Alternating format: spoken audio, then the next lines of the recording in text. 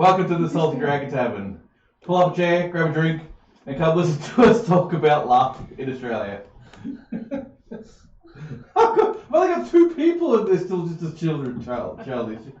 God damn. His package is like making himself look like he's wasn't me! Wasn't me! It wouldn't be like this if you hadn't stuck gum in my hair. I wouldn't have done it if you made such a... Alright, feel free to share around, because I haven't, for some reason I can't seem to Now you have permission to use your phone on air. Yes, I give you permission to use your phone on air. Oh, I'm going to call everybody. Actually, we had that dial in that one episode. We had one caller. Well, there was an episode when I was doing it weekly when I had Lynn from New South Wales actually come in through Skype. Yeah. I actually get Skype in. Lynette Budd. Yeah. She's from Queensland. No, Fiscadia. Oh, okay. Yeah. I got the wrong Lynn, didn't I? Oh, no, I had the wrong Lynn. You know who you were talking about. What are you doing? You watching this on a lag? That is disconcerting. It is disconcerting when you watch it on a lag.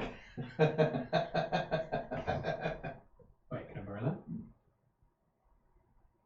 Alright, I'm just going to quickly get into the laps that are coming up. So we have quite a bit of a big gap before we actually get into some of the lap season restarts for the end of the year.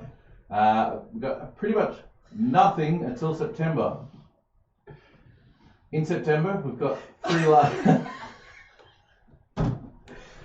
In September, we've got 3 laps pretty much all at once.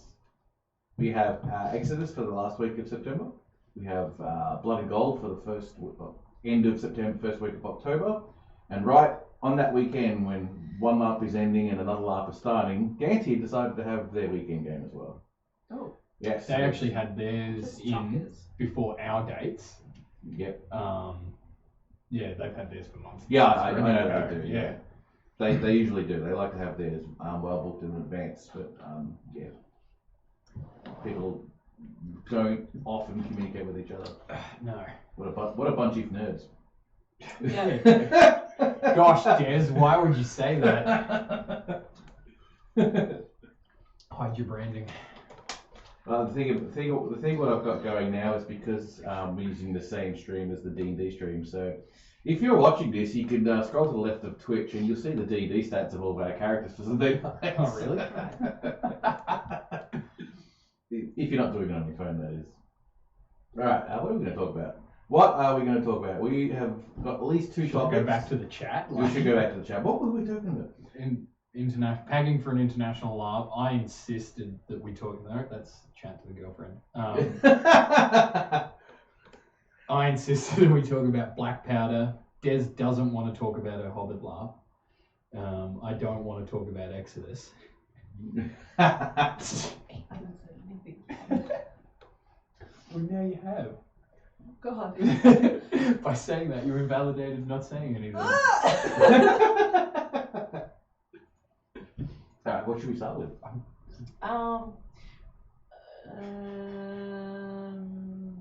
The things that have been. So let's start with black powder, I guess, because you were also there. Yes. This is why I wanted Scout here, because, actually, Scout scared the crap out of me. Yeah. Getting around on that cane. Yeah. Thought it was a legitimate injury. Oh, fuck.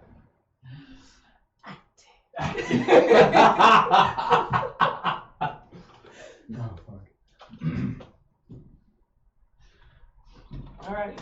What are we talking I about? said my piece. What do you want to talk about?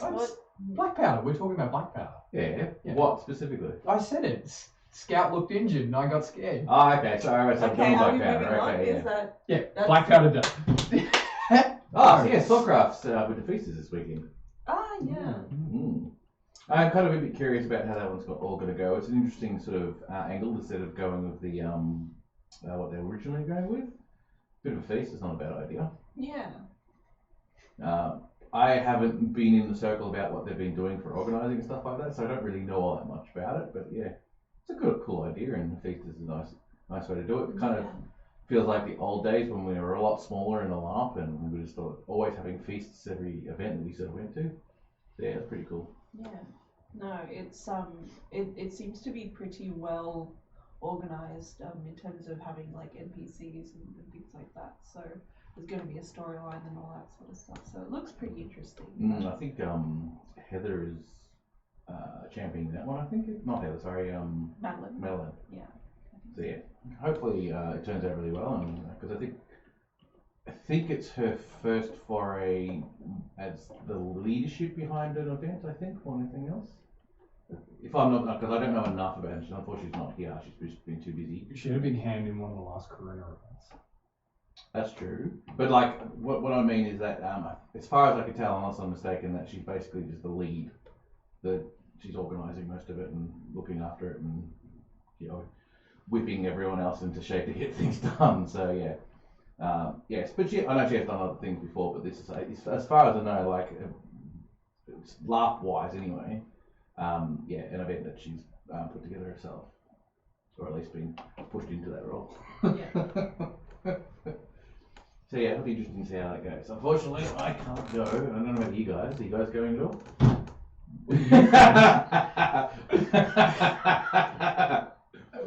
Oh, hang on, that's right. Package is banned. No. Really? That's been the best thing is like when Swordcraft events roll around and like people like sharing the events and stuff and they're like asking like who's going, and I was like, oh, I'm still trying to work out if I can, and like gets a bunch of laugh reacts, but always like some poor sucker who's forgotten or missed the news entirely is like, oh, you should go, you'd love it. And I'm just like, ooh, wee little lamb. Alright, do you want to talk about Exodus? Is there anything you want to reveal for Exodus? Or just talk about in general, I should say? How many viewers do we have at the moment? Have like 8. Oof. Can we see who's on the chat? I can see who's Like their currently there. usernames? Yeah. There's a couple of the kind of like autos. Yeah. So Can you see it? Cache Bear. No. Cage Bear. Yeah. Cam Black. Lancelot over here. Lancelot, yeah. Bless their sweet innocent cotton socks. Yeah. That's honestly how I feel every time. Yeah. And then it makes me feel bad for making the joke, just for a minute, for their sake. Something to reveal. I don't know what I can reveal without stepping on anyone's toes that's working on stuff at the moment. Okay, they still haven't finalised a few bits and pieces. Oh no, like we've got a lot of stuff finalised, but it's stuff that will just generate a lot of questions. Yeah. Like I know Liam Neal put up his No, we have some of them to a point. You know, Yeah. like there's certain finessing going on. Right, how about you say something? I'll give you sunglasses and It's like dark like me out, like this. those like tonight interviews. If someone asks a question, be like, oh, no comment. Yeah. I don't know my brain. Something. We have lined up one of our major NPCs that we're really excited to announce, but we want to get some shots of our NPCs in costumes first and then do that. So I suppose one of the things that we can say we're working towards is getting our NPCs announced as soon as possible. What's another thing? Vendor tickets should be up by the end of this week.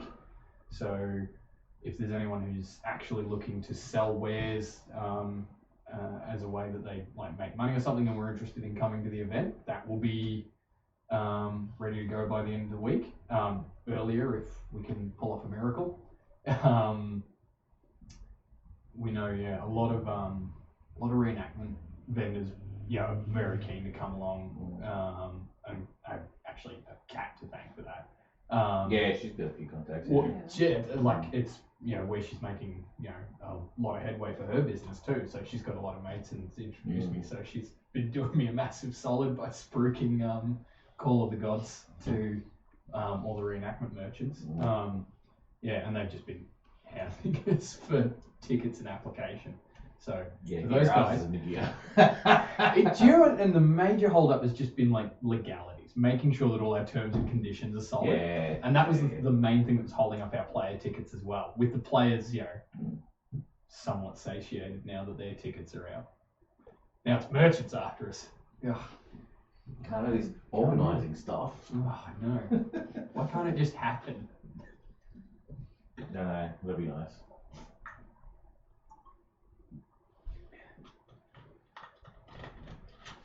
You have a question. Me? You do have a question, yeah. For Call of the Gods, have you worked out firstly if there's going to be daily battles of some sort going on each day, or at least some sort of icy motivation for such battles to take place, such as one of the past SC quests, there was a battle to capture the towers at a specific times as part of bolstering the Avatar's power or whatever it was. Yeah. Or whatever it was. That's literally what it Yeah, says. I know. God, didn't give a damn. The tower game was amazing. That was something. A lot of people liked it. Yeah. I liked it. The best bit was like Gold Faction going around capping all the low point towers, and like everyone's like, "What are you doing that for? That was worth 0," and it's like 0 to you. Yeah. Yes, there will be scheduled battles. It's actually things outside of the battles in terms of fitting those in. So actual story and adventure elements, fitting those into the schedule is to why we haven't released more of the schedule, specifically like when battles and things will be happening. But yes, we are building in battle elements, and one of our major concerns from the beginning has been factoring in a meaningful reason to be at the battle, not just because, like it's kind of having no motivation to participate in a battle makes 0 sense. Yeah. So one of our key things is to find something to stimulate that sense of motivation for players and groups that come along. One of the things we're working on for that is obviously an in-game economy and currency system. A lot of people have been asking about that, and we've been dropping tacit hints in conversation here and there about that. I suppose adventures and rewards is another thing that we've hinted at as well. But yes, there will be battles for those that like to get their biff sticks out. The biff sticks. Yeah, I actually have to thank Paul for that. We're driving up to Wangaratta on the weekend. We're just talking for the 3 hours or whatever it was. We're on the way up there, and he just drops biff sticks while I'm mid-drive, and I'm just like, Oh man. it wasn't just because people like good biffs. Yeah, exactly. Yeah, it's a flimsy reason. It is a flimsy reason, Yes. Sorry, I'm Tell just us trying about the Hobbit's Big Toe Town. Town. Big Toe Big Town. Big toe. So give us a little bit of this little Hobbit thing that you got going. Okay, so I recently wrote and released a little LARP called the Hobbits Hoedown. It's kind of what's on the cover, in that it's literally a LARP about a Hobbit party, and sort of this, I guess, synopsis or the motivation, rather than just going for biff sticks, is that there are 4 Hobbit families that meet up every turning of the season from spring to summer, and they have basically like a family and friend like reunion gathering, and that happens like every 2 years. Whether or not that's going to be canon, that we like, whether we say that it runs every 2 years, or if it's actually going to run like once a year, like annually, and we say that Hobbit time runs differently. That's yet to be seen, because we get to have our actual first event, but that's going to be in around mid-November. But there are Facebook groups for it, and there's a design document that's all up and stuff like that. But we're just securing our venue at the moment. I think the thing that I want to ask is that how's it a LARP? Yeah. Okay. Cool. So. Well, hobbits aren't real. Just yeah. YouTube. Yeah. All right. So if we were to go from the definition of live action role play, it would be live action, and there would be role play.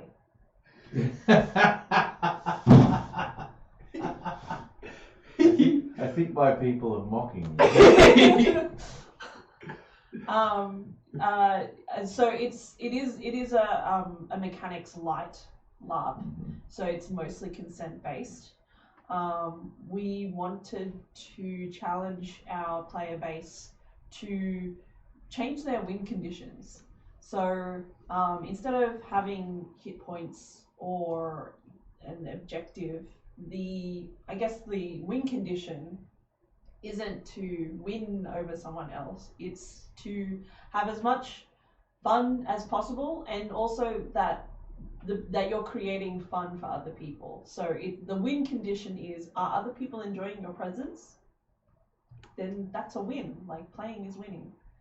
So that's pretty much like it's all in the design document, but yeah, it's pretty much trying to cultivate a culture in which our players are playing for the narrative, the story, and for each other, rather than just, what am I getting out of this LARP? What am I, like, how do I win this? There's no winning. It's to me, but going off the conversations we've had so far, what I've seen so far, it's basically just seems to me, and I could be wrong, it seems to me like it's basically a get together where we dress up, we'll be hobbits. Yep. And that's pretty much it. Yep. That's cool. That's all I wanted to say. Yep.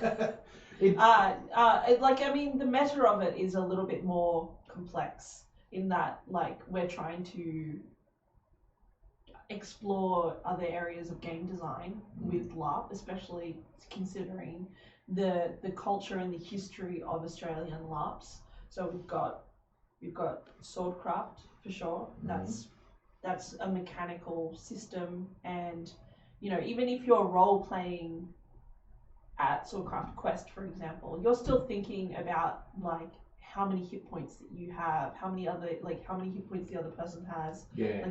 Like if you were to strike them, where you would strike them, that it would then affect their hit points, and so that's still, like, whilst you are role playing, there are still stakes in which you can win over someone rather than anything else. And then you've had a progression from that, even with After the Fall, which, again, a very, very heavy, like a mechanic heavy kind of game, but it was very, very high role play, and but you were still thinking about those mechanics, like, what kind of abilities do I have, like what trigger words am I going to shout out that sort of indicate to someone else that I've dodged that bullet, or I'm doing this thing, or to a GM that you are impervious somehow. And then, of course, again, going to Black Powder, where you've had a much more minimal rules set system or mechanic system, and it's a little bit more. It's got the token game and all that sort of stuff, and it's got your class-based sort of things as well. But they've tried to reduce it down to as much as possible to its simplest form, because they want the role play to be the front and center of that. So for the Hobbits Hoedown, it's literally like, there are no stakes. I wanted steak. Yeah, like, there are no stakes. What is winning is Better be chicken. What? is that you are playing the game for the betterment of other people.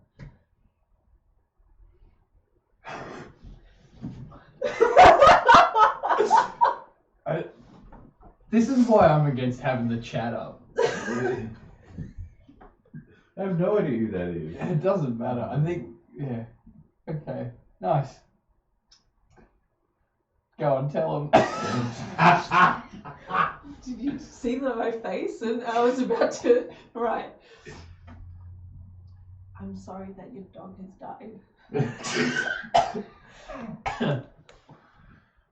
If you need a hug. That's okay. I'll give you a hug too. Just wish the cameras had like the ability to get that slow dramatic zoom. Yeah, that would be great, Some wouldn't sad it? piano. Yeah, I'm gonna recut and edit that. I'm definitely open to taking questions about it though as well.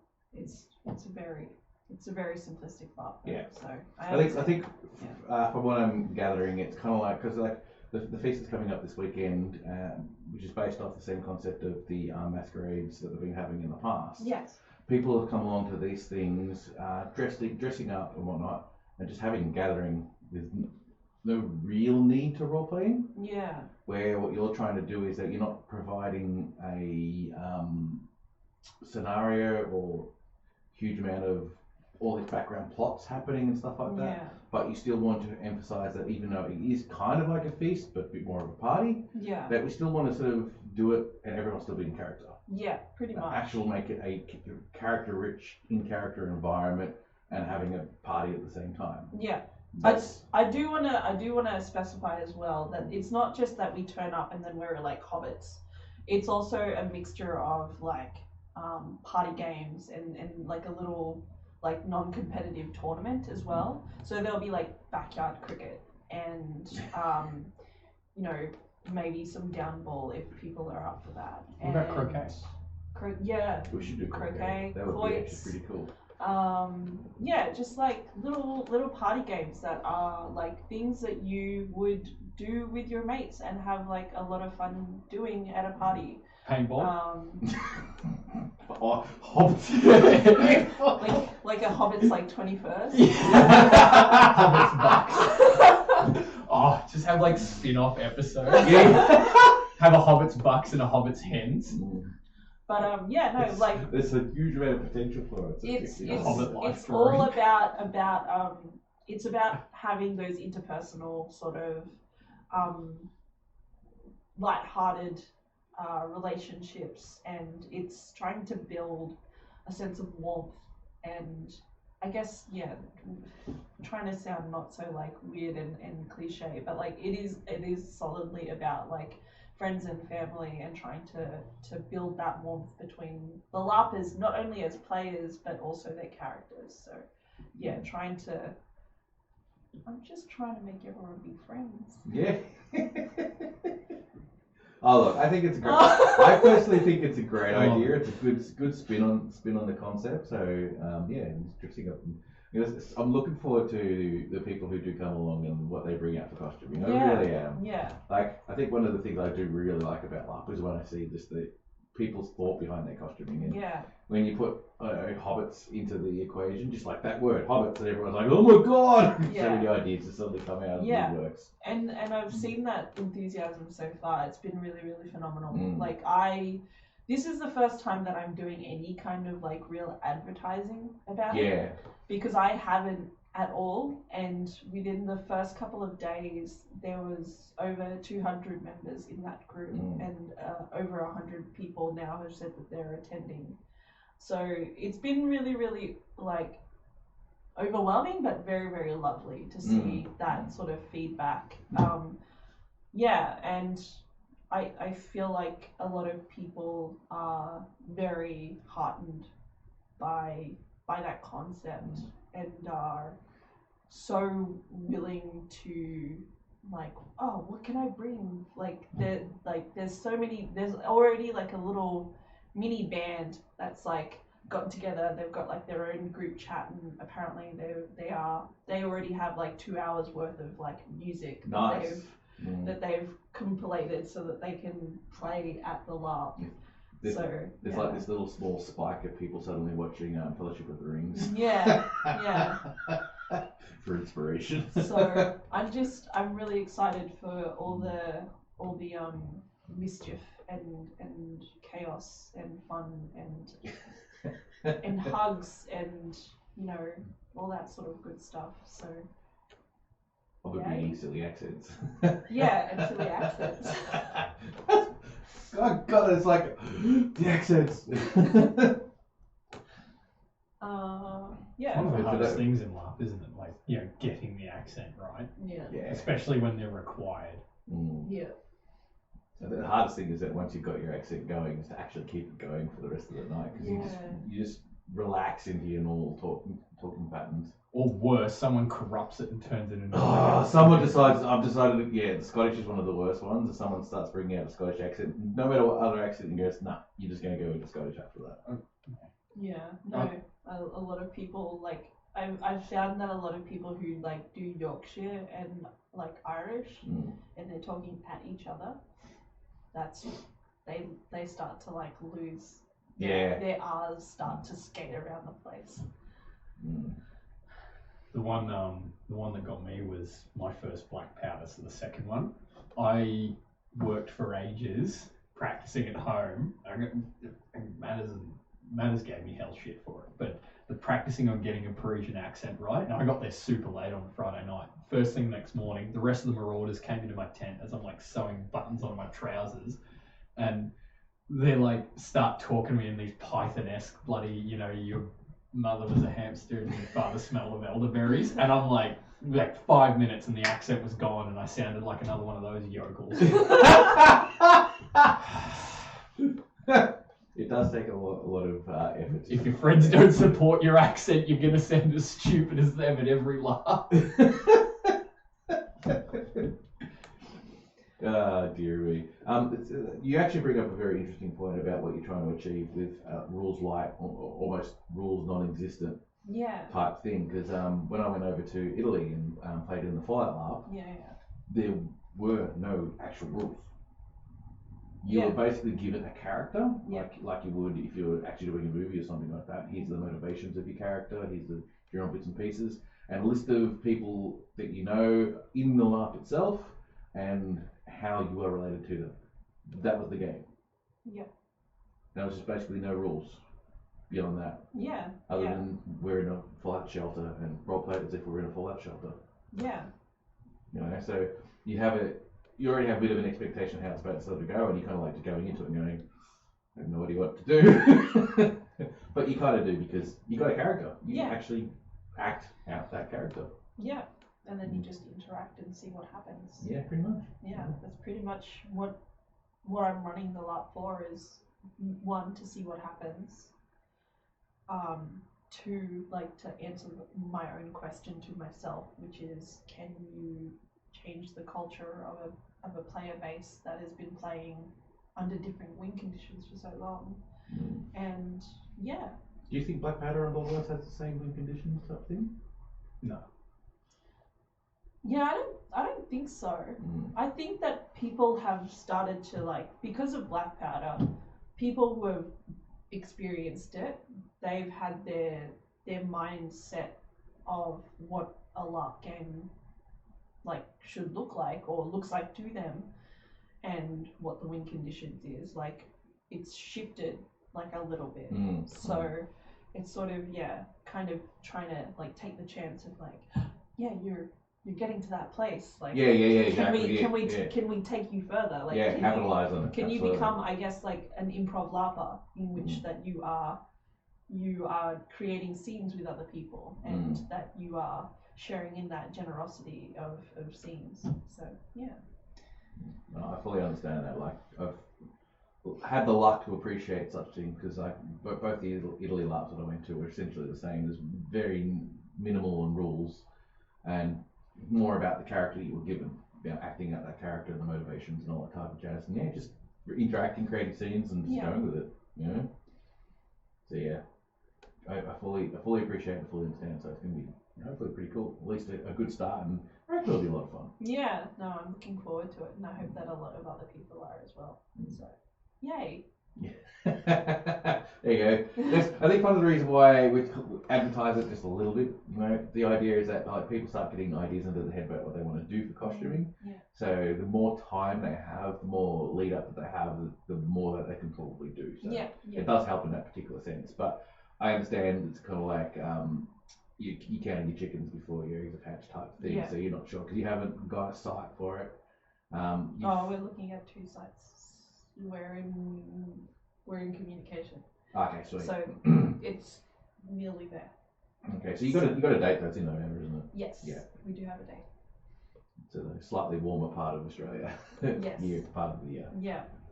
And we're all wearing Hobbit costumes. Literally, the reason I chose that date was because I was like, oh, November is pretty good. That's around it getting towards warmer. And then I was like, what part of November has the least rainfall but is further enough away from December that it's not gonna like clash with Kingsford School of Witchcraft and Wizardry.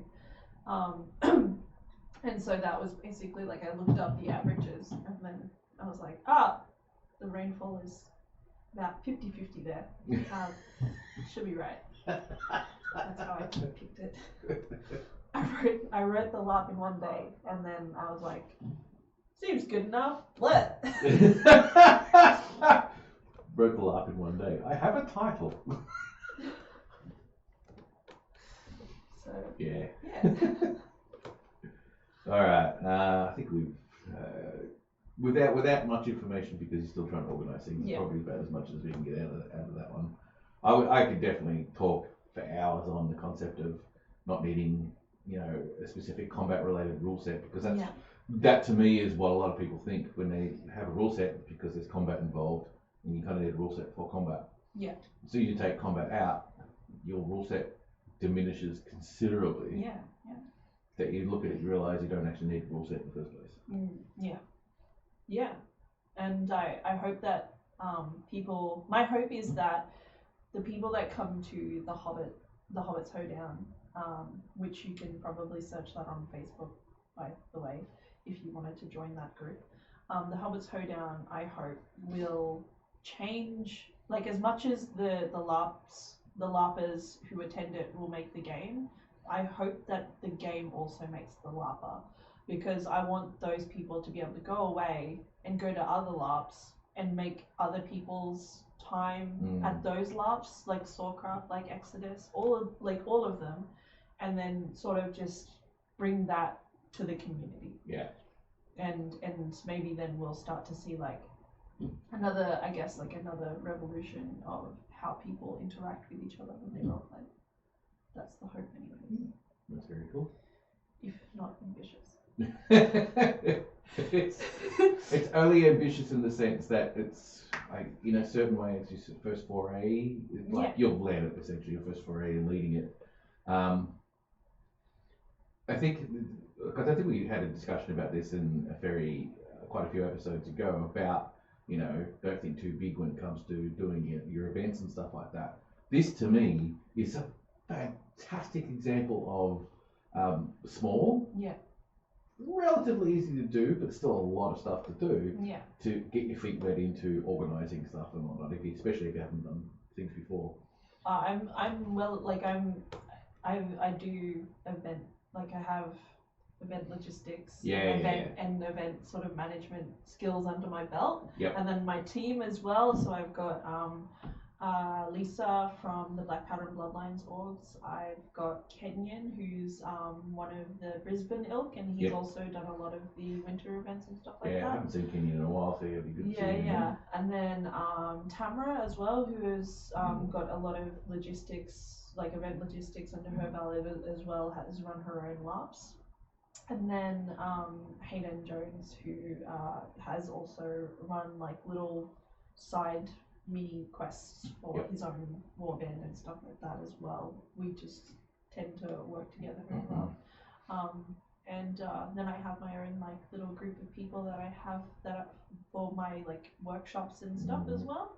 So yeah, I've got a very good team kind of behind me as well, even though I am green to actually running a lot myself. Yeah, still a lot of the background experience for an event management perspective. So it's all the logistical stuff. I'm new to like actually putting down a LARP on paper.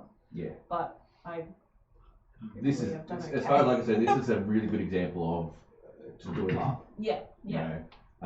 You got the logistics background, so you can cover that one without a sweat. So you just got the LARP side of it, which is very, very light. A few games here and there, and a bit of just getting atmosphere right. I think actually probably your biggest hurdle. Pretty much. So, a little bit of set design, I think maybe. I don't know. We can steal and borrow. I really want to like I want it. This sounds kind of stupid, but like I want it to be as Instagrammable as possible. Yeah. Like I just want it to be very pretty because it'll be really pretty and cute. Like searching food porn, except you search LARP porn, it'll just be a whole bunch of photos from Hobbits Hoedown. That's it. And then you'd be like, oh yeah. Yeah. Oh, damn. That bunting looks real cute. Oh, dearie me. So Well, decorum. I want to welcome you. I want to welcome you on your start career in a LARP organisation, and I hope you get through it. Yeah, me also. So far, so good. I have to say. So there's that. It's just the dark road from here on in. It's like, oh, all these other LARP ideas. Let's do these. Let's do that. Yes. For sure. Yeah. No. But Well, good luck. thank you. When you get closer and you got some more details and stuff like that, we'll get your crew on board and we'll have a chat with them as well. Yeah, I would love that. No, I'm very. I think there's a lot of people in the community itself that like has a lot of talent that they've yet to kind of show to other people or their own ideas and stuff like that that they've yet to be able to showcase. And I think that there's a lot of valuable people in the community that are ready to do that. So that's really, really cool. All right. I said like probably 10, 15 minutes ago, we probably talked enough about it. We kept on talking. It happens. All right, so let's get into our other thing that we're going to talk about, which is some of us are looking at going to Dragonfest and possibly Conquest of Mythodia and whatever else next year for 2020. Are we talking about 2020? Well, we're just using that as because I know you're going in a couple of weeks. That's right. We have to. You have to. Well, because we're partnering. Well, we're looking to partner with Wyvern anyway. Yeah. Because they're reaching out to a mob in Spain and a team in America as well. That just sounds regionals. This sounds like just a flimsy excuse because you're just going anyway. It's actually work. No, this trip is actually work. I'm not. Yeah, it's not. I'm not just pissing about. Yeah. It should be good. Yeah. But what about some side pissing about? Don't tell my main work. Yeah, absolutely. Well, yeah, I know you. There's still a few people going over Dragonface and Conquest. Yeah, but 2020 is the big trip. It's like Australia's LARPers are just being emptied out onto the European continent for 2020. There's like a huge amount of us going, like 8 maybe. More than that. I know. Yeah. You can definitely not count them with fingers and toes from around the country. I know there's a contingent in Perth that are looking to go 2020. There's a contingent in Perth going this year as well. Shout out to Chalice and crew. Also, Chalice, my curtains are broken again. So on your next 3 yearly visit, we're going to have to get them and the toilet looked at again. The first time Chalice came to my house, our toilet broke like just as all the guys from Perth were arriving because a bunch of them were staying at our house the night before that quest. And then a bunch, sort of half of them rotated out and, we had a bunch stay the night after that quest. The toilet broke and I was like standing in front of like a good hour and a half trying to like figure it out. Charles was having a nap on the back couch. He got up and he was just like, got a pin or, nail or something. He found a pop rivet and he's stuck it in the float and fixed the toilet and he goes, here you go. And it's still there to this day. Nice. Yeah. So, that's the national LARP community coming together to do plumbing. Invite strangers to your house, kids. Oh, I do LARP. Oh, come to my house. I've got to stop doing that. Alright, so we're talking about going to an overseas LARP. Yes. That's what we're talking about. You're doing it from a perspective of running on these weekly LARPs, which are a fair amount of work, fair amount of effort. Okay. Sorry, I mean almost week-long events. I'm lost. Okay. I have been to Dragonface and Conquest and Mythodia, but that was like almost 8 years ago now. Oh, you mean attending for the whole week? Yes. Ah, okay. All right, we're here. And the other 2 LARPs that I've been to have only been weekend LARPs, so because of the time scale of them, they operate at a hugely different level. And the 2 LARPs that I went to in Italy, most of the bedding and somewhere to sleep and stuff like that was actually supplied. Whereas Dragonface and Conquest of Mythodia, you got to bring all your own stuff in. So your logistics for those events, to an extent, yeah. It depends who you're with. Inherently, Some groups offer that sort of thing. So there used to be what was that Mob in Gold you used to run with? Yeah, the Grand Expedition. Grand Expedition. They'd help you out with a lot of that. And food and things. There's a mob in Silver Camp who I've gotten to know very well. I haven't exercised that option. I probably should at some point because I love those guys. Shout out to the Fjordlanders. They'll hook you up with tent and food and stuff. So they do a similar thing to what the Grand Expedition did. And then they all work together and fight together and stuff too. They've got a whole Viking aesthetic going on. It's not really my scene. There's a lot of those in a lot of the different camps, and one of the best first ways to try and find those is the forum. For whatever reason, everyone that goes to Dragonfest is still really big on using the old Kite Festival forums. Oh really? Yeah. They're still, those are still running. I still get notifications from it. Someone's inboxed you, someone's commented on this. So that is old. Yeah, it is old, and they're still active. It's one of the best places. You literally can just go there and just be like, "Hi, I'm foreign and new," and people will, give you tips, pointers, and offer to help. It's one of the best first places to start if you're going to Dragonfest in particular. I don't know if Mythodia has anything similar. Apparently, the Bickling community online is really supportive as well. If you just reach out on Facebook or anything, they'll do similar things, just back you up.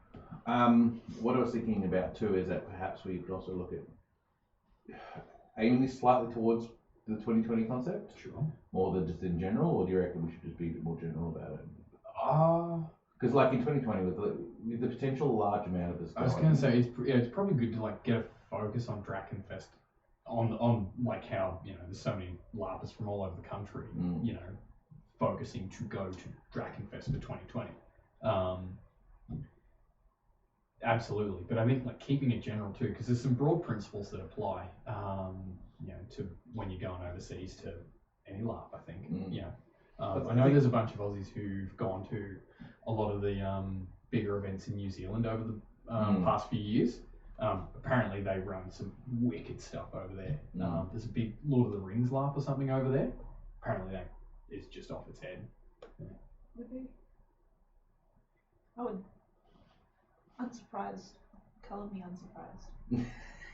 That it'd be off its head. Yeah, that New Zealand has a really kick-ass Lord of the Rings LARP.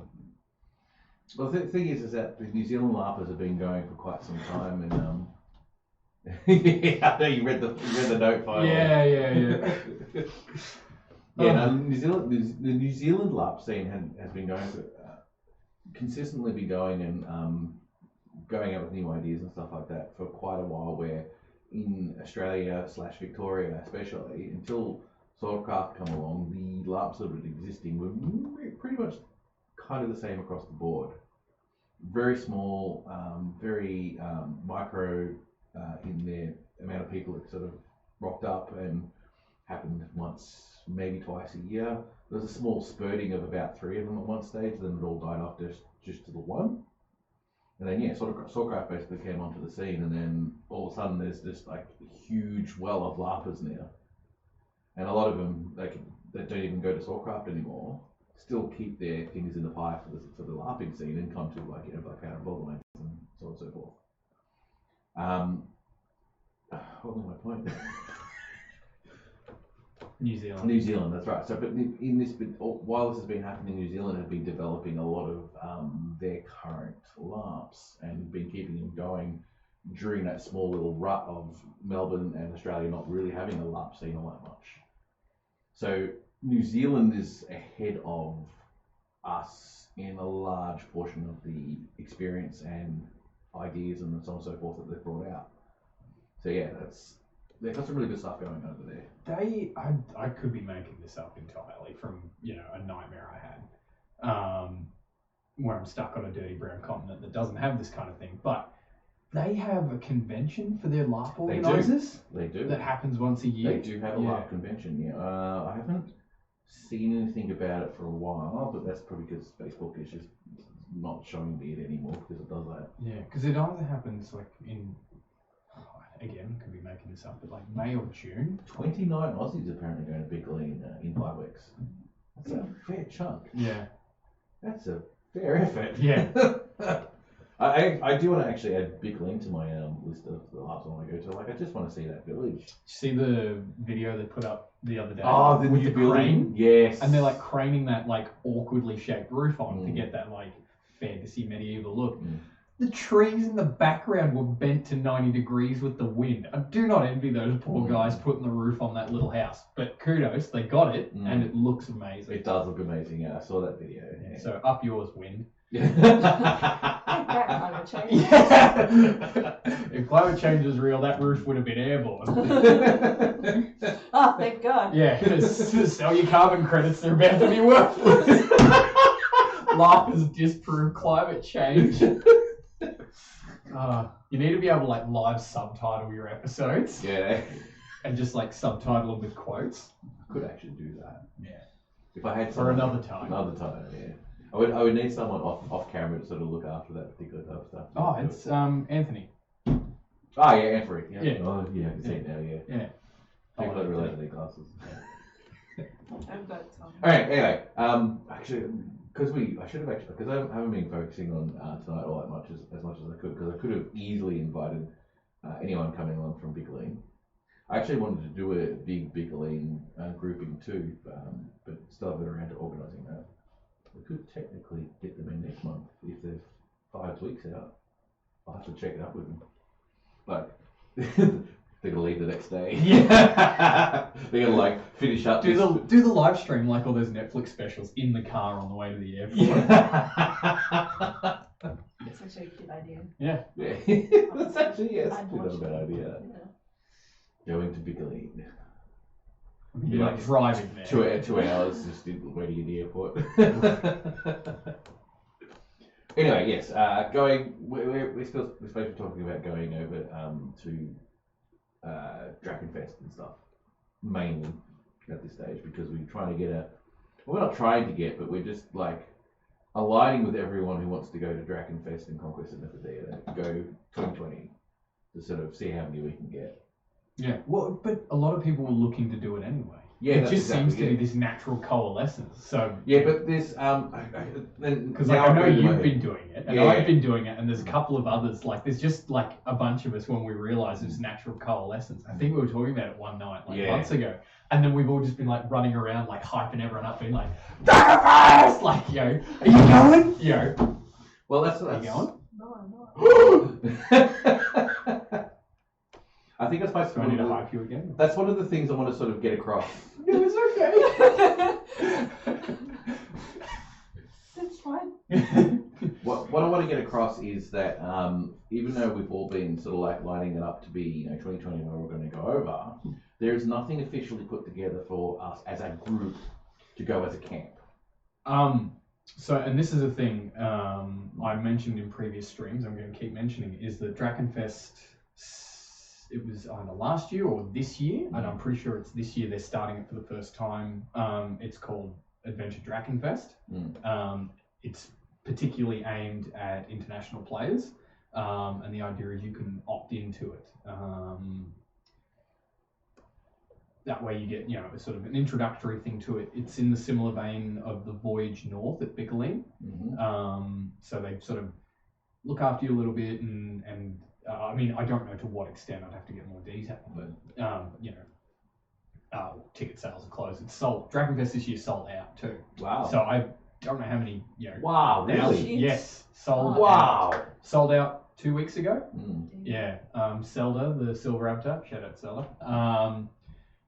She put up a GIF. Sold out. But yeah, so for 2020, which ticket sales are on sale now already too. if Adventure Dragonfest takes off, and that's an option, it could be something that introduce players to the game. This year, Adventure Dragonfest is starting in Silver Camp, and that's the camp I'm most closely tied to. So when I get back at the start of August, I'll be able to report back on that. Yeah, cool. Yeah. But still, in a sense that even though a whole lot of us Aussies want to go over in 2020, we're not organising anything as a group. So No.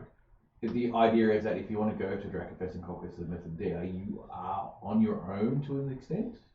I mean, yeah, because there's no official organisation. Yeah. Kind of like the Voyage North. I think the idea with Adventure Dragonfest is you get yourself there, and once you're there, it guides you through the game. Yeah. So that's what it's kind of like what I'm trying to sort of get across is that when we're going over in 2020, we're not going over as Like a LARP travel agent. LARP travel agent type thing. Yeah. So and it's good to know this because then you're not having these expectations that someone else is organising it for you. Yeah. It's just a bunch of us all want to go at 2020, and that's all it realistically means. Yeah. So if you want to go, but like groups of people will undoubtedly that's a pro tip. Book your flights together. You can get good discounts. Oh really? So I'm told. I don't know. I was in like yes, yeah. Yeah, Baggage. so if one person gets like the baggage and everyone like chips in, and it's because like it's cheaper for just the one person to get it and to get like a lot of the baggage, and then you all chip in, and then like you can put your weapons and stuff in there. We did exactly that last year. Gerald's got this big old surfboard bag. Yep. And he was like, "I'll just get this as extra luggage," and we all just like gave our swords to him, and he just piled them in there, and we all just chipped in. Yeah, it's cheaper that way. Yeah. Okay, cool. There you go. There's At least I'm really pretty good sure tip. we chipped in. Might know He's like, Gerald's still sitting over there going, bastard doesn't pay me back. heating up his last tin of beans on a candle.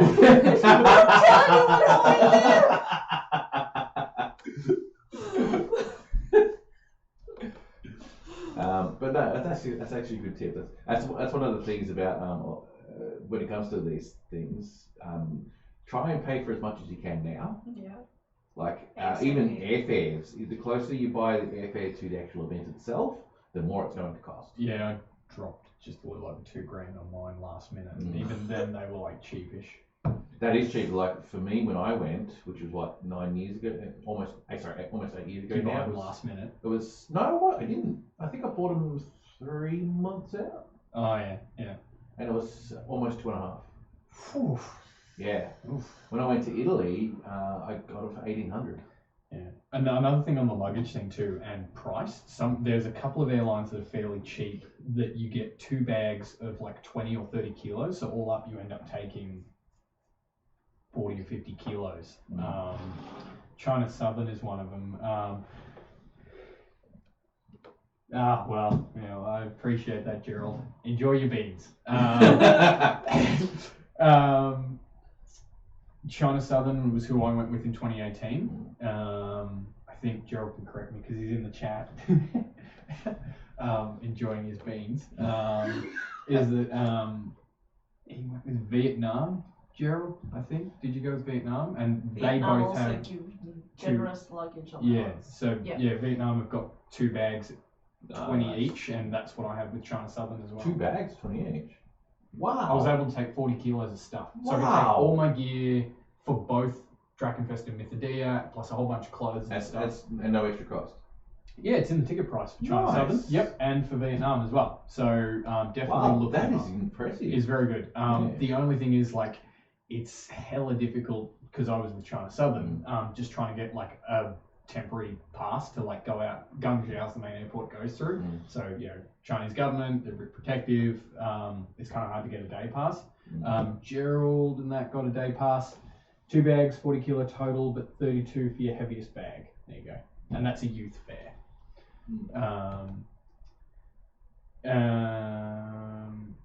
They got visas for Vietnam, so they could go out and check out. Was cash. What? Cash money. She was so cash. She was so cash. It's honestly such a terrible compliment. And you got cheap booze. Let's just let Gerald host the show here. Yeah, well, Dead silence. It moderated, when it said massage. Did it? Yeah, it did. I turned it off, but Got a massage, moderated massage. That's yeah, weird. it's maybe just like large filter, but yeah. Yeah, either deliberately book your stopover so you can enjoy more cities, because if you're going to go overseas, and this is what I found too, a lot of LARPers, have not necessarily been overseas to Europe or somewhere a bit further away than Thailand, or Bali, or, real Asia, Sorry, Japan. Gerald. I realistically haven't been focusing on this as much as I should have. I probably should have asked Gerald to come along. I thought there was more people coming tonight. Yeah, didn't we all? Didn't we all? Yes. Yeah. But he could still make it. Nah. Quick, put your address in the Wait. chat. See who turns up. What time are we finishing up? We usually finish at 10, so it's 9-ish o'clock now. Okay. Gerald Nah, just don't comes worry. bursting in the door. Yeah, next time, Gerald. Next time. Yeah. Anyway, do what they did. Go and check out, other cities on your way. Yeah. Or book your stopovers really close Well, together, that's the like thing. I like to do. My- so that my way you're tip- running between aeroplanes. Yeah. My tip for a lot of people is when I went to Italy, when I went to Dragonface, the first time I went to Italy, I flew in and landed in Italy and then went to the LARP the same day. Mm. So I had probably 8 hours between landing and actually going onto the bus. After a 20-hour flight, stuck on a plane, no, don't ever do that. No, do it. It's fine. No. When I went in 2016, Yeah. couldn't find the hotel we were staying at. Oh, really? Drove around Munich for probably 12 hours. Just couldn't find the damn thing. Eventually got to a point where for the last 2 hours was driving within a few blocks of the place. And Yeah. probably drove past it at one point. Oh, it was, I had to take time when I went to Rome. I was really, really close, but there's just so many because they're all tucked, especially in Rome because it's all the old architecture and stuff like that. They're tucked inside old villas and stuff like that. Yeah. So the only thing that actually tells you that they're a hotel sometimes is Tiny a little tiny little glass door or something like that. Yeah. And the hotel that I was in was just tucked away into everything. It's like this stairway, central stairway. Their whole front office is the bottom of the stairs. Yeah. I was just taken aback by it, and I missed it so many times. Similar thing in Munich. And then so we only got 4 or 5 hours sleep and then had to drive from Munich to Dimmelstadt, which, if you want an understanding of what that's like driving Melbourne to Canberra. Or a little bit, maybe Melbourne to Sydney. Yeah. After 4 hours sleep. That's what 2016 was. So yeah, do that. It's good for you. Yes. It's Get in early. No, get in late. Get in the last minute. Get off the plane and go straight to the game. No, idiot. You're an idiot. If you ain't doing LARP hard, you're not doing it right. No, it's that concept of if you're going overseas, don't just go there just to do the LARP. Why not? Shut the fuck up. I've told this story. Well, because I was in Rome, man, and if you are in Rome, there's probably a few other cities that are like this too. You need to spend quite a few days there. So why not come in early, get yourselves a good night rest from being 20 hours on a flight, explore whatever city that you're staying in for a couple of days at least. Recommend more if you know the city, especially if it's Rome or something like that. Then go to the LARP, wreck yourself completely, hop on a plane, and just sleep through the whole thing. Why not? I'll tell you why not. Because then you could go straight to the game and have no other experience other than the LARP. Yes. Can we have a break? Yes, we can have a break. We're going to have a quick break. We'll be back in 5 minutes.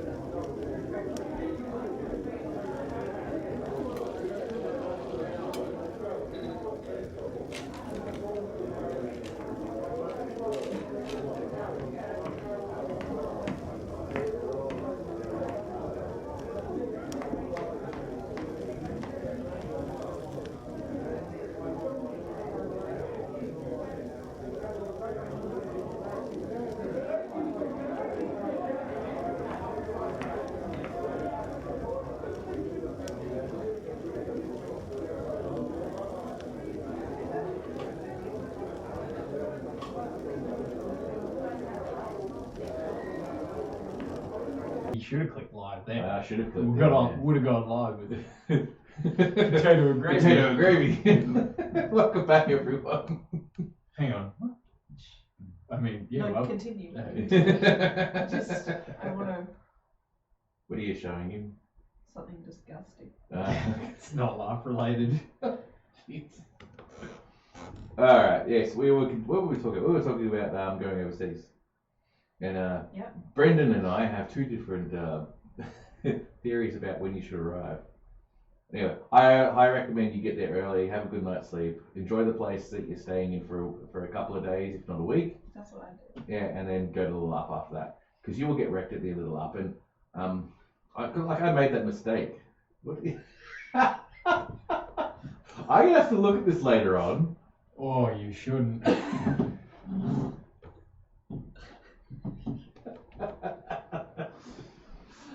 This became a reaction video. Yeah. That's some Brendan Fraser's The Mummy scarab bullshit.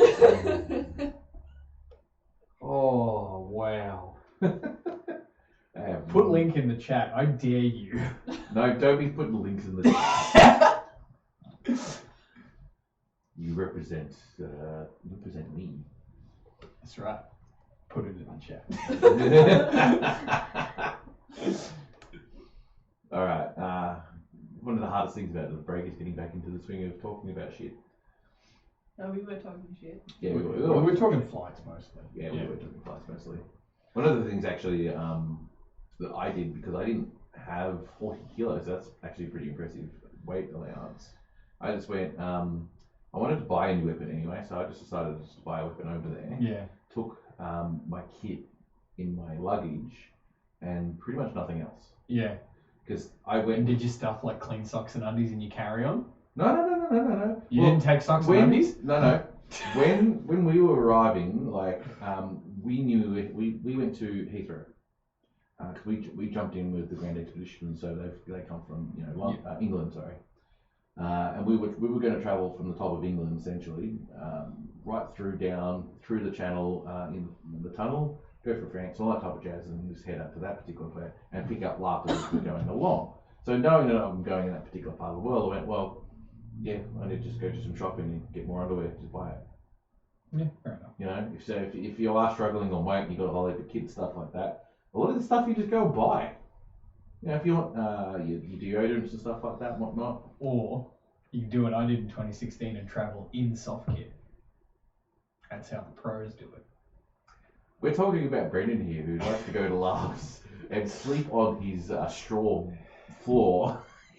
I mean, I did that one time as a luxury thing. Oh, I finally slept in the mud again, and it was amazing. Slept in the mud? Yeah. Actually, well, the mud seeped through the floor of the tent at the most recent event I was at. Ah. Yeah, it was good.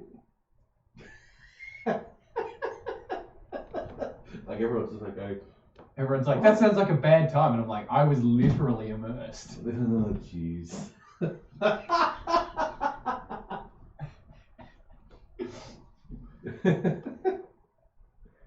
You can turn away now. Just switch this off. It's done. It's done now. I know. We're Done. just getting on that particular point now. Preparing for an international arc. Go roll in the mud. And then wear your kid on the plane. When you get on the plane, oh, that'd be hilarious! Like full plate mail and stuff. Oh, like well, you don't do that. But there's a story of a guy who, like, he got pulled up with his LARP kit or something, apparently. It must have been in the US or something. I don't know who told me this, but he was going through and they're like, you know, what's this? You know, and he was like, oh, it's my armor. And they're like, if you put it on, we'll let you through. And so he, like, got dressed there for the guys and then flew on the next leg of his journey. Nice. Yeah. Yeah. I think I do hear about that one actually. Yeah. It's probably one of those, like, urban legends. Kind of, yeah, it's some mundane story. You know, Yeah. it's like, yeah. God, I love LARP urban legends. They're just the best. They are the best, aren't they? Alright, what other tips can we give for people wanting to travel overseas to LARPs and specifically next year for Dragonfest and stuff? What else can we talk about for traveling? Be good friends with travel agents. Yeah. I mean, they're always going to have margins on top. Yeah, I sure. found it was cheaper for me in 2018 booking. I didn't book all my own stuff. Gerald and Kat did a lot of that. I think they did like a mix of going through agents and things. This time I've done it all myself. I don't think I'm saving any money, but that's because I've left it until the last minute. So I couldn't really say, but I don't know. It pays to shop around. I think that's just a general travel tip. I think with the Dragonfest thing too, another reason to go back to the whole thing, a lot of people not going in groups is there's so many different camps, and within each camp, so many different groups that there's so much that appeals to each individual person. Like, you're probably not very likely to run with a friend unless that friend's willing to compromise on what they're interested in doing. If you come on this big 2020 Australia invades expedition. But most likely if you're coming as part of our little expedition that we're doing, if you're coming by yourself and there's no one else that you're coming with, then you got to look at playing the game by yourself. Yeah. Realistically, that's what you should be looking at. Basically what I did in 2016. Yeah. And you know, it was kind of isolating. Because I didn't speak great German. I still don't. You don't need to speak great German. No, you don't. But everyone's defaulting to role playing in German, so you can't even keep up. I guess in a particular sense, yeah, having the grand expedition there did make it so that there's people to role play with. Yeah, exactly.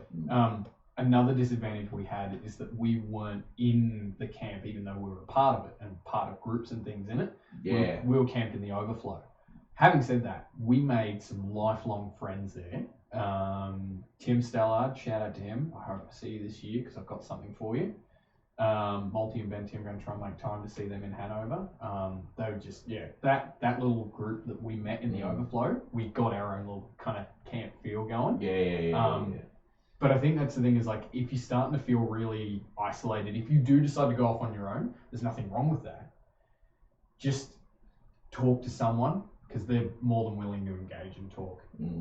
And just, talk to a random because you don't know what sort of adventure you're going to have. And it's honestly the best way to overcome that. It took me a little while to get over that because that was also my first time overseas. Yeah. Oh, really? Yeah, I'd never been overseas before. Actually, that's true. When I went to Dragonfest, it was also one of my first time overseas as well. Yeah. Like everyone asks, I'm going, where are you going? I'm going to Germany. Oh, that sounds great. Yeah, I'm going to LARP. Because that's what I'm doing. What are you going to Italy for? LARP. LARP.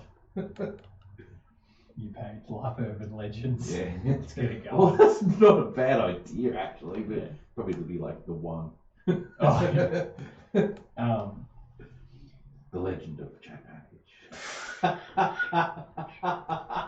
When you said the one, I thought of Jet Li. So yeah, if you are traveling solo because you haven't got anyone else to come with you in your I general didn't group, necessarily mean travel solo. I just mean like if you're going to join a group or a camp solo. Because like I traveled with Kat in I 2016. traveled solo myself. I just Yeah. Well, and I'm like actually no, I lied. Sorry, I was with Anthony in that. yeah. There's no issue with doing it, but it's just what I'm saying is at Dragonfest, if you go to join a camp or a group within a camp, you know, on your own, don't be afraid to throw yourself in because generally people will stop and explain it to you in English or whatever. Just got to be very clear that you're role playing even though you're in English. Because the first time I went, they would stop and explain things in an out of character fashion. Yeah, I had to really ham it up a little bit and learn the hand signs.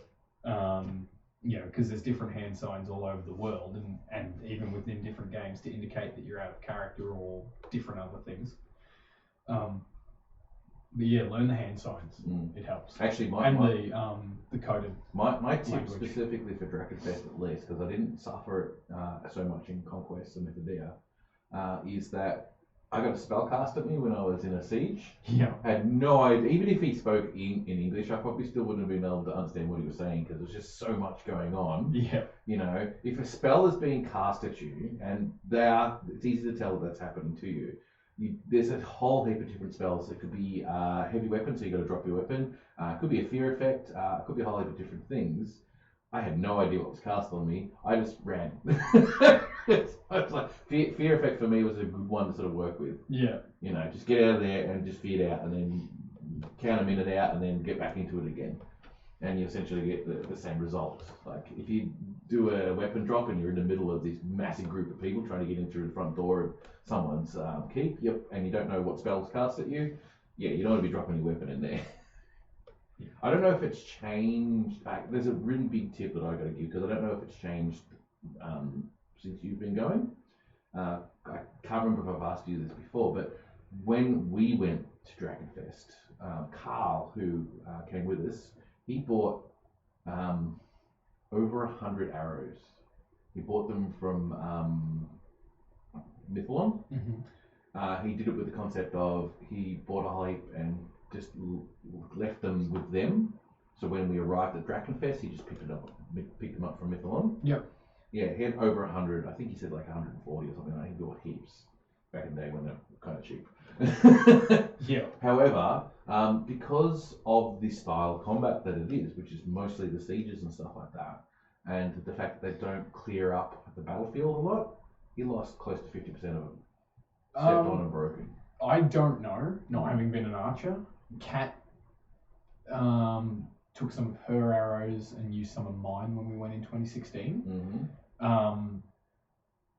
Don't know about broken. I think she had like one or two that were like broken that she'd recovered, but a lot of them just end up lost. And I think that's just through the general morass of things. Mm. I think some of them did end up turning up at lost property throughout the week. I wouldn't really know, but like for me, the thing is that we haven't really had that many sieges in my experience. A lot of them have been field battles. So I think sieges now really favor the defender.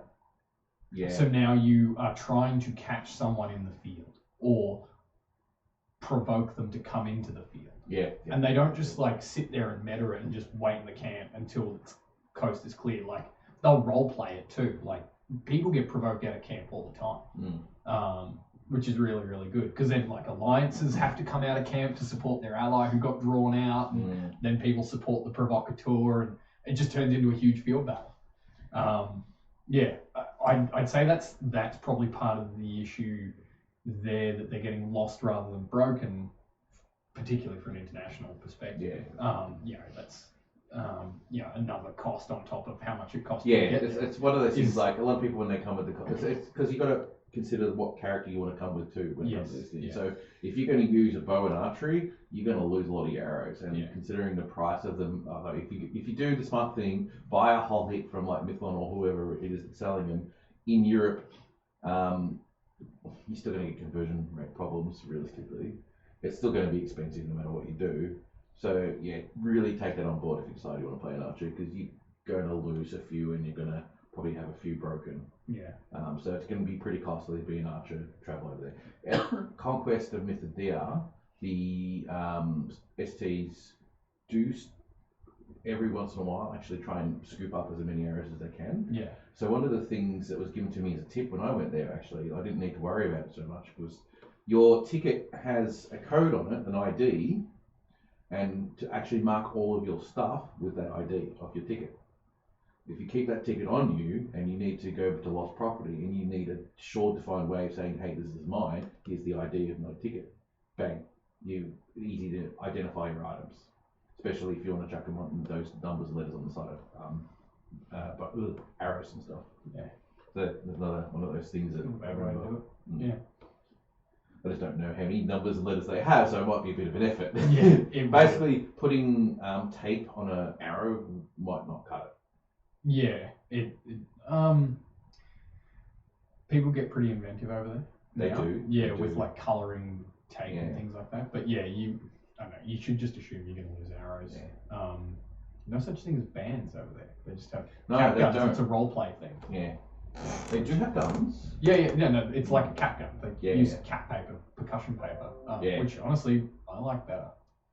Yeah, but they don't have that's actually a good thing. 'Cause, like the community that we have here, the band gun thing is almost specifically Melbourne or Australia in this particular case. Yeah, And that's because of our gun laws, the way they work. That's why these things have come to prominence. And they work quite well because they also are just so much more cheaper than Not necessarily other true. bows. Pre-1600. So if it's got that like muzzle loading, antiquated, not pre-1600, was it? I think it's like pre-1750 or something, because it's the same sort of rules that affect reenactors. And it's like if it looks like it but doesn't function, and there's like a whole bunch of categories and things like that. It's like cap guns, like you can get a cap gun, and we could probably get exemptions, for similar sorts of things that they have at Dragonfest here, and it wouldn't probably take too much effort to do that. But you're right, it is simpler in that regard to make a rubber band gun, which is bizarre considering it's actually flinging a projectile. Yeah, and it actually does cross over a lot of the legalities of what consists of a working functioning firearm in Australia and Victoria. Oh wow. The airsoft lobby in the comments. Airsoft lobby. Yeah. I don't know. I don't want to get shot with a small bit of plastic. But having said that, I'd travel overseas to get shot with a small bit of plastic. Yeah. It's just for me. It's basically a tip. If you're coming over to Europe, just don't worry about the band guns. Don't be a band gunner. That's probably my recommendation. Unless you know someone over there who can hook you up. Yeah. That's a very good point, because if you go into the forums again for Dragonfest, and say, this is what I want to do, but be aware that all their guns currently do is just basically a push effect. They don't actually do damage in combat. It does damage. It does damage now, because it used to didn't when I was there. No, it does damage. Okay, cool. Yeah, well then, try and hook yourself up with someone who does the guns if you And want to even do that. and even if it doesn't, I think the culture of play there is that people take it as damage. Okay, cool. Yeah. I never encountered them. I just knew of them and saw them, and the units that people brought out were super cool. My mate, who I shouted out before, Tim Stella, 2016, the final battle, I'm standing on one side of the fight and I see him charging through the grey camp lines with him and his other Swiss mates that we'd gotten to know and a few others. And then just out of nowhere, I don't know whose camp they were with, probably blue, because they had all the guns. There was like 4 or 5 others that met them with guns and put a volley into them, and they all just went, did like the hammy, getting ripped apart kind of thing, and then fell over backwards, and they just disappeared in the lines. It was awesome. There was something. Sorry, there's something that's come up in my mind. No, that's all right. Because there's also something about you mentioned, but I haven't really looked into yet, is the concept of getting a company to set something up for you for the event, like a tent or something like that. Yeah, there are a couple of providers. There's an English bloke, I can't remember the name of his company. Gerald, if he's still watching, will probably say something in the comments, and you can book through that guy in advance. He has a whole range of different things that you can hire. We used him in 2018 for both Dragonfest and Mythodea. Cotton Tent Company. There you go. Cotton Tent Company. And I know there's others, but Cotton Tent Company. Because that to me sounds like a magnificent thing to sort of organise. bonus. Yeah. You know, 'cause, you rock up to the event and you've already got a tent and some basic bedding. You probably have to bring like your own sleeping bag and pillows and blankets and stuff. I don't think he does bedding. He might. Like he Yeah, doesn't we do- didn't get bedding. Oh, okay. We took our own like camp beds and stuff. Okay. Or I think Gerald slept on the ground. Yeah. He did it me. He did it you. Yeah, but then swapped with our Swiss mate to use his camp bed partway through Dragonfest. I think they swapped back. Yeah. Hardcore Gerald. Hardcore Gerald. Yeah. Actually, and then Kat broke her camp bed, Mm. so I let her use mine. I ended up sleeping on the ground at Mythodia anyway. But Cotton Tent Company, that's actually good. Yeah. Look 'em up. Look them up. Yeah, for 2020, and Yeah. I don't know sort of like how early you can book in advance. My back was wrecked. Mm. Yeah. Jared. No, justifiably, Gerald needed that like camp bed. Yeah. Yeah, I'm not a big fan of the camp bed. You've got to get some good stuff, realistically, so that they don't break. on Tim each had other. a pretty solid Yeah. one. Yeah. The ones we actually had for when we went with the Grand Expedition, they somehow managed to get some really good ones. They were fantastic. There is a hardware store in Dimmelstadt. Is it? Yes. It's open during the week. Mm-hmm. Funnily enough, not a lot of the LARPers tend to go in there, but Kat and I went in there in kit in 2016 because we found the tent we had a leak in it. Oh, And yeah. it rained just for a couple of days, and it rained a little bit on one day, and we saw a bit of a leak when one of us went in there, and we're like, well, we better go and get a tarp. So we walked all the way down to the car, got in the car, went to the hardware store, got some fuel in the car as well, and we bought a tarp, and they're like, it's the only size we've got. Really sorry, and we got it, and we got back. It was this gigantic fuck off thing, like it was enormous. I can't even remember what we ended up doing with it. We probably left it over there, to be honest. That sounds familiar. Yeah. Actually, that's a very good point because what we also Cotton Tent Company opens bookings for Dragonfest in January. So cool. Yeah. Yep. So book your flights. Yep. And then save up for your tent hire. Mm. I'm guessing the Mythodia ones follow shortly after that too. Yeah. Yeah, I think because I know if you know Michael Waghorn too, he's also put a group together on Facebook to so we can all chat with each other. Whether or not we go as a group or not, that's not really something to worry about. It's more about logistics, rules, and all that type of chat that was also going on about. So if you know me on Facebook, you know Waghorn on Facebook, and I think you're in the group too as well. I could be wrong. I might be. You might be. Yeah. me or Big Waghorn. Well, we at least are in the group, so yeah. Contact us on Facebook if you're my friend, and and then we'll put you into that group, and it's got a bit of a chat about logistics and stuff like that to sort of help along the way. But so far, everything here has actually been pretty good. That company is probably going to be a godsend for a lot of people. Mm. Pay the price because it'll be worth it. If you will essentially just rock up to the event and it'll be set up for you. Taking your own tent is difficult. Yeah. Yeah. Very difficult. On top of gear and bedding and everything else, especially if you're trying to, like Tim, plan to go and see some beautiful foreign city for some reason. Plenty of laughs. Why are you wasting your time? Mo time, mo laps. Yeah. Exactly. One of the other things too that we also did when we went, so we didn't you guys had the big surfer bag that Gerald had to put your weapons in. We didn't have such a thing. We I'm pretty sure surfing's been around for a while. None of us are surfers though when we went. Even just a cricket bag.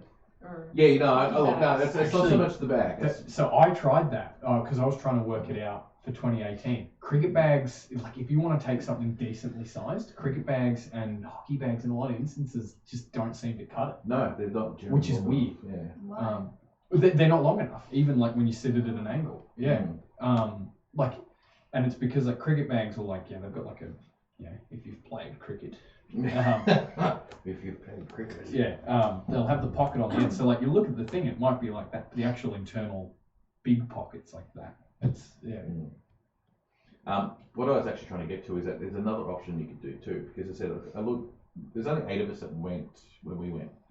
At least half of us had made the decision. In fact, I think most of us made the decision that even though we could bring stuff along with us, because a few of us do have stuff, we actually actively wanted to go there to buy new because you have crap loads of shops.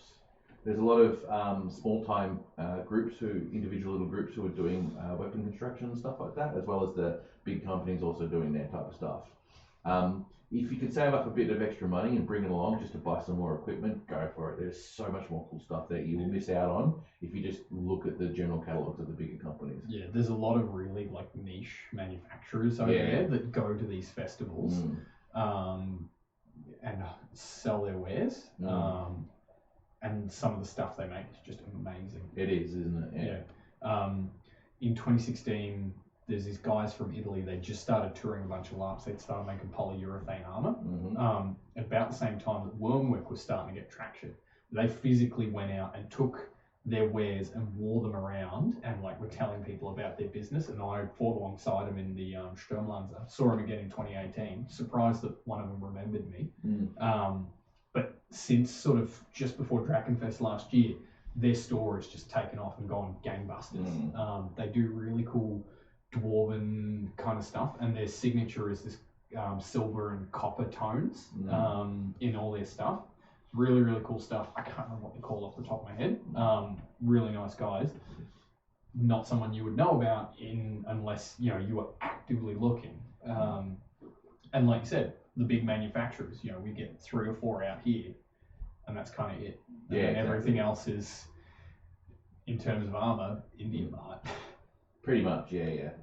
That's another thing too. I don't know if it was different for you, but when I went, it was difficult to find armor to buy, other than like the stand off the shelf, like Mythorn stuff. Yeah.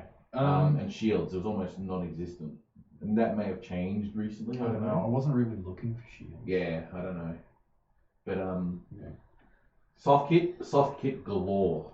Oh yeah. So much soft kit. Yeah. Hats. Yeah. Not gonna be starved for hat options. Yeah. Travel insurance. Yes. Much as I know, they're not the most principled organisation. Commonwealth Bank do fairly competitive travel insurance that also covers reenactment. Within that, they also do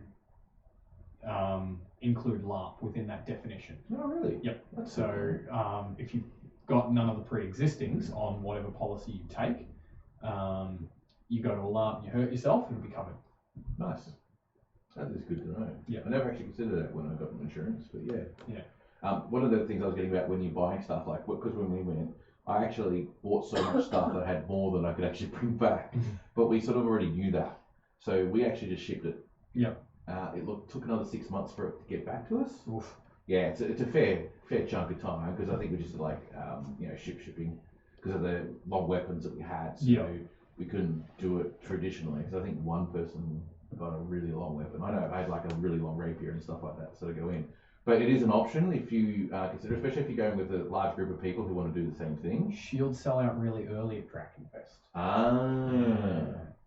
I know Gerald borrowed this really beautiful and like massive shield, like it's to the specs in their rules, but they allow a lot bigger. If anyone wants to hear about the shield Gerald borrowed, and I think the guy's name was Kaze, popcorn something, it was so beautiful, he was saying in the chat. Definitely hit Gerald up about that, because this guy Kaze's got a whole lot of weird, wacky stuff, and he's looking at potentially starting to ship stuff from Australia, from what I remember talking to him about. Oh, that'd be cool. But that shield, was one thing that he made. He lent it to Gerald, and if Gerald liked it. Popcorn. Popcorn. Yeah, I follow them on Instagram. There you go. They They Popcorn. also have an Etsy store, by the way. Oh, do they? Yeah. Nice. They make props, obviously. Oh. Well, they make LARP stuff too. Well, yes, they do. Look them up, I guess. Yeah, they got a Facebook page as well. So. Yeah, they've got really cool stuff. I'll look at that later. Yeah, so get in early if you're going to buy a shield. Or in Gerald's case, get a bloody Good Guys retro buy deal. Yeah. Yeah, there's some good stuff there. You just I started looking at ooh.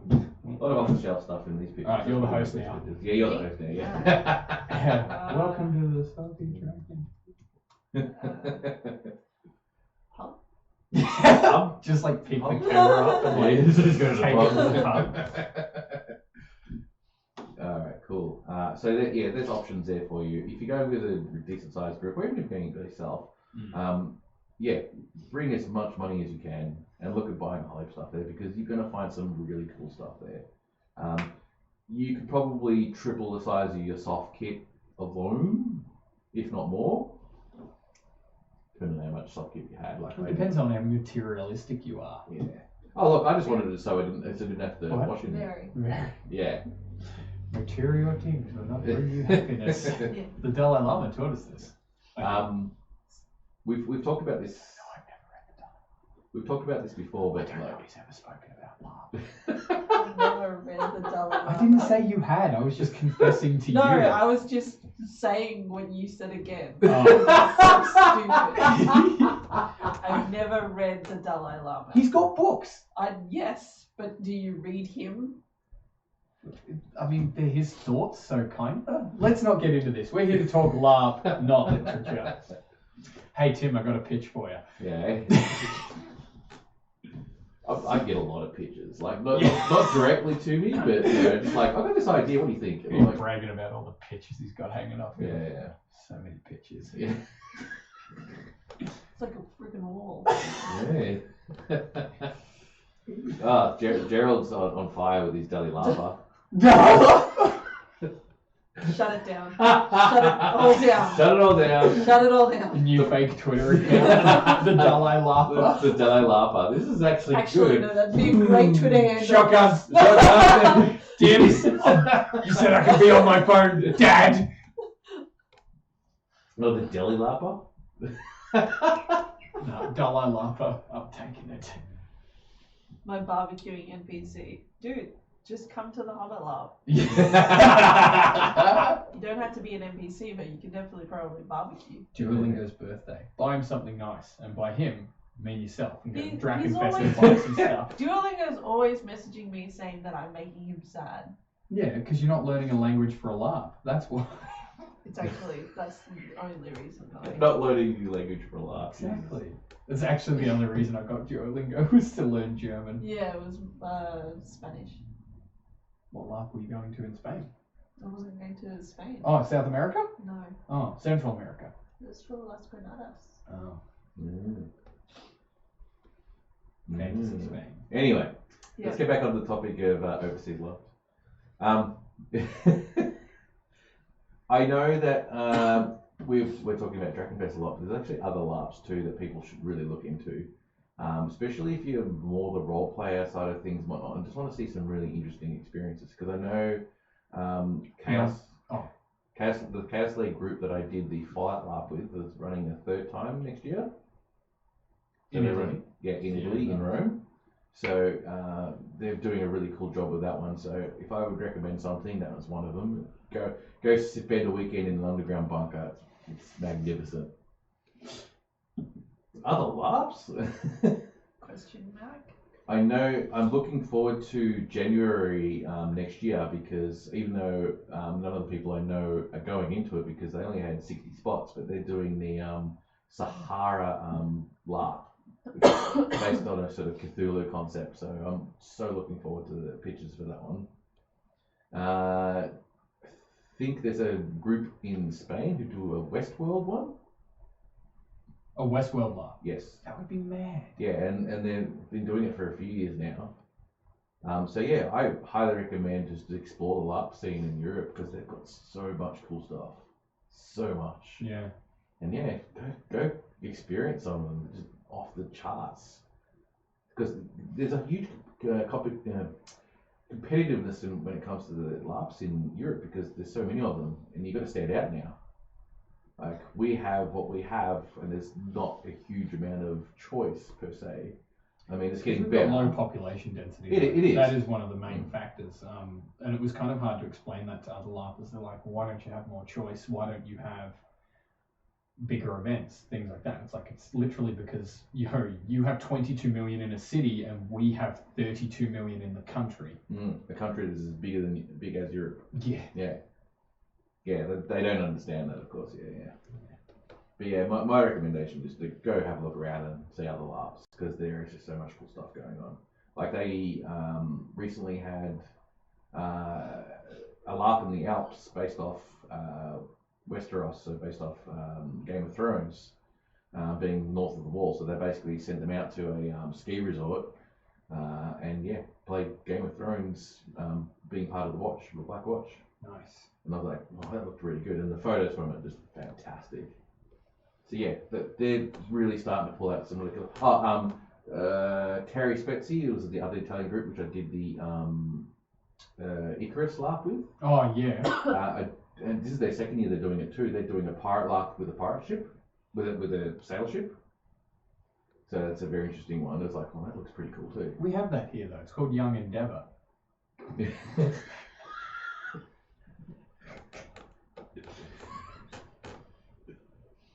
Not to shit on the work that Young Endeavour do, because that's a great organisation. Yeah, would they allow us to LARP on their ship? Has anyone? Well, they let Hamish and Andy be pirates on their ship. Sure, we should contact them and make that a pirate LARP. And then, like, board the Spirit of Tasmania.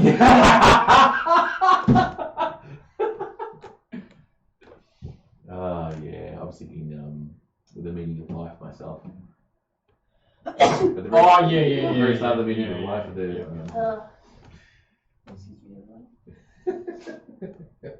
Right. We got probably 15 minutes left before 10 o'clock. We got anything else we want to point out for what you should do when going over to Dragonface? You think of? Definitely go and read up on the camps. So you have an idea of, like, if you've got an existing character, because it's a portal world, you can just walk in with an existing character, and it's kind of encouraged, because it's also a portal world with generally no consequence to it. Death does exist. It's just very hard to die, and they avoid making you die. But if you do die, like, they expect you to never come back. Oh my god, I say this every time Dragonfest comes up. Go to Limbus. Get yourself killed and experience avoiding dying. There's another form of death I would like to called Watchers of Twilight, or Guardians of the Twilight or something. It's new. I haven't tried that one yet. I didn't find out about it until like the second last day and didn't have an opportunity. That one's a bit more adventure and questy based. I want to put a point on what you said about go die. For me, but don't spoil it, because Limbus is amazing, and I want people to experience it. And if you're gonna die, do it at night. Limbus at night. Limbus at night. That's when we did it. 2 a.m. in the morning, man. Oh, yeah, it's the best. Yeah. Anyway, my thing is that don't go out just to get killed, just to go to Limbus. My thing is, why not? No. If a death can possibly occur because of what you're doing, let it happen. Yeah. Let it become part of the tapestry of your event and your experience there. Don't just go out there and get yourself killed just for the sake of just going to explore Limbus. Limbus is really cool, but I think if it's part of the story of everything that's led up to going to Limbus, would make it even better. For me, the only time I've been to Limbus when I was there was part of the orc story when I got captured by the orcs. I love that story. And got sacrificed by the orcs and all that type of jazz. So that whole 3-4 hours of role playing, and I start off with a siege, then get captured by orcs, go through an orc ritual, get my throat slit open, so on and so forth, then get dragged off into a pile of dead bodies, and then we watch the ritual out of character with one of the guys translating for us, which was absolutely fantastic. And then go to Limbus at like 2 a.m. in the morning, and then when you finally finish Limbus, you finally finish all that experience, you go to the pub. At 3 a.m. in the morning. Were they still open? Yeah, that was like 24-hour pubs. I was like really happy with that. So yeah, do die, but don't force it, I guess. Put your phone down and look us in the. What is Gerald saying to me? Put your phone down and look us in the eye, babe. Got what you want? Is that what you need? I hope that inspires your next character. You're welcome, Gerald. 634-836. Remember that number? Okay. 634-836. What are you looking at? Are you on Facebook or something? Give me 2 seconds, it'll be hilarious. Oh, password, come on!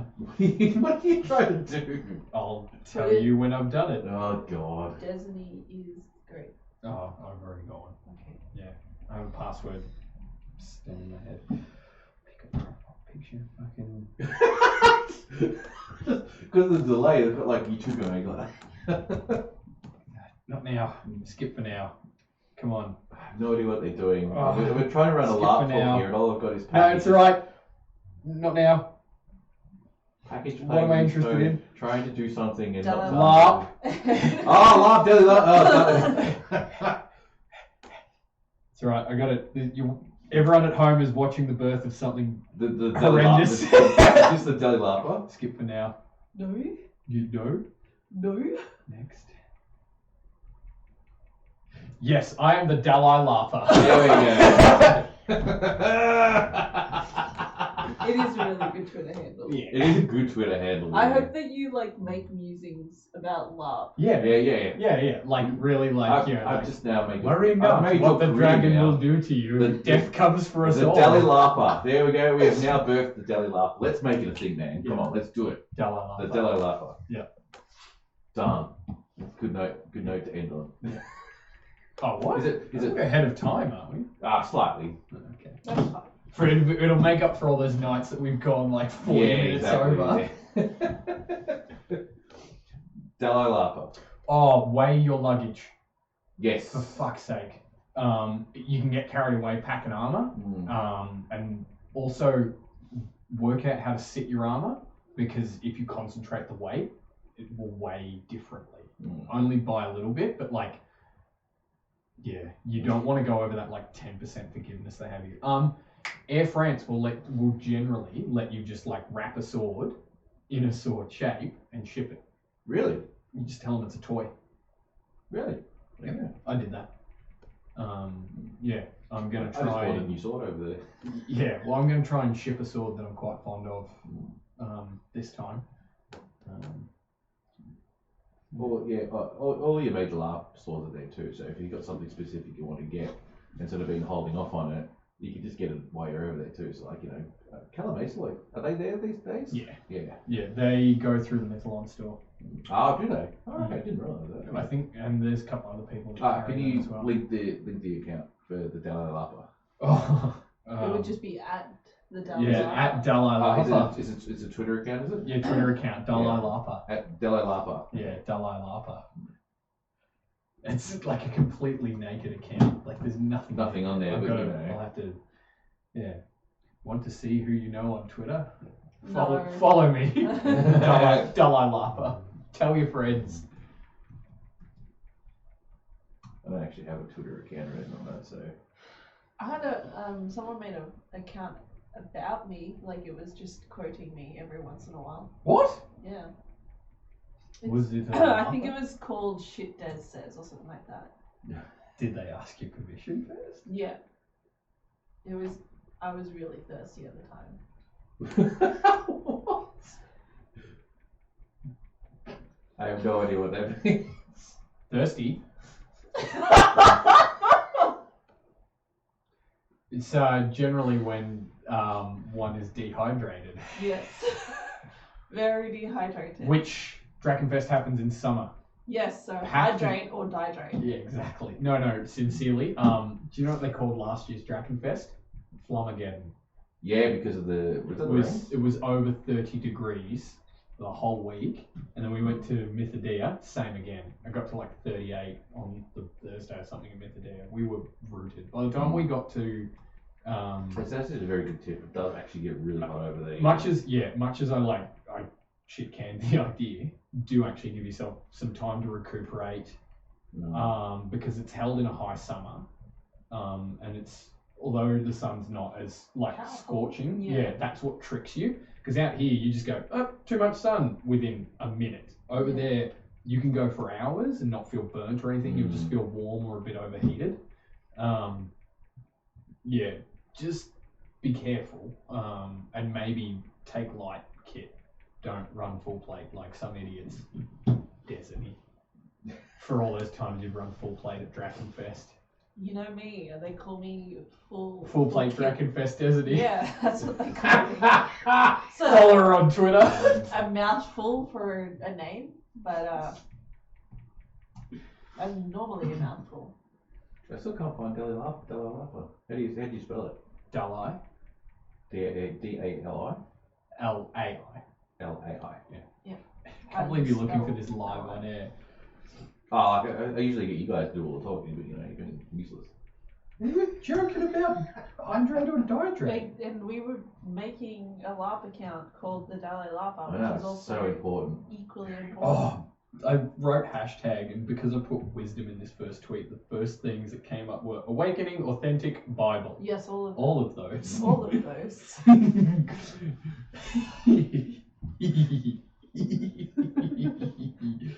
Dalai Lama. Go get it, kids. Ah, there it is, yeah. Dalai Lama.